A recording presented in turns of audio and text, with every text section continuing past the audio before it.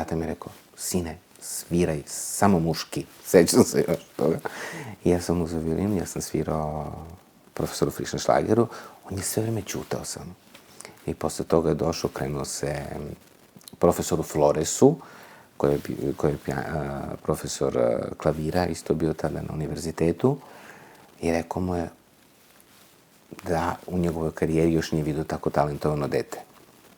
Ali da je, naravno, da treba da se vidi kako mogu da dođem, jer ipak sa 8 godina nije lako ući na univerzitet. On je meni dao toliko težak program, da ja, kad sam video te note, ja nisam znao da ih pročitam. Mi smo ušli u sobu, gde smo spavali, je bio i moj tata sam, zato što sam bio previše mali. Ja sam gledao te note, ja kažem, počnem da plačem, kažem, tata, ja ne mogu ove note da pročitam. On kaže, pa sine, pa ne može ni tata da ti pomogne.